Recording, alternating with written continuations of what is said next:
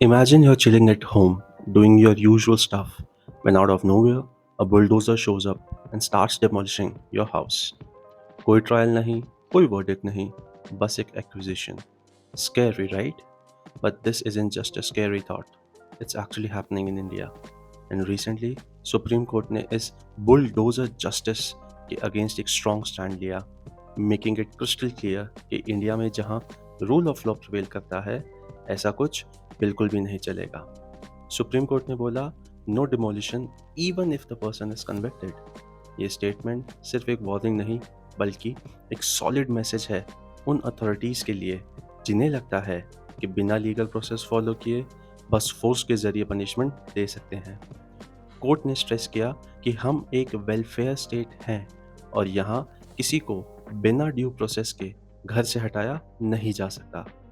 ये बात तब हाईलाइट हुई जब कुछ केसेस में सामने आया जहां अक्यूज्ड या कन्विक्टेड लोगों के घर बिना लीगल प्रोसीजर के तोड़ दिए गए.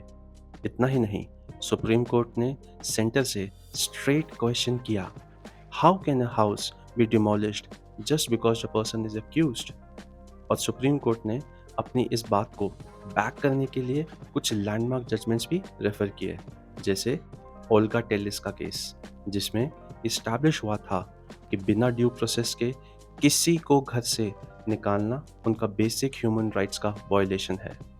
फिर मेनका गांधी का केस, जिसमें ये कहा गया कि लॉ के अंडर हर इंसान को अपनी बात रखने का पूरा अधिकार है, चाहे वो अक्यूज्ड हो या फिर कन्विक्टेड.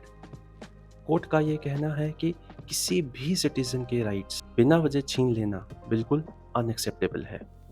ये रूलिंग सिर्फ उन लोगों के लिए एक रिलीफ नहीं है जिन्होंने ऐसे अनफेयर टारगेटिंग का सामना किया है, बल्कि एक वार्निंग भी है कि अथॉरिटीज़ के लिए कि फ्यूचर में ऐसे एक्शंस बिल्कुल टॉलरेट नहीं किए जाएंगे.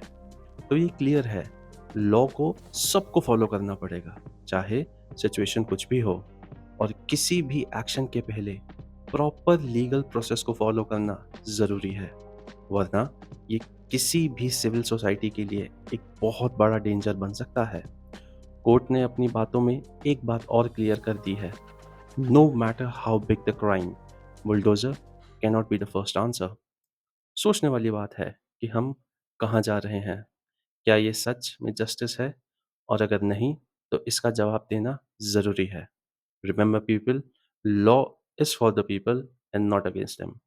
Thank you for watching the video and stay tuned for more.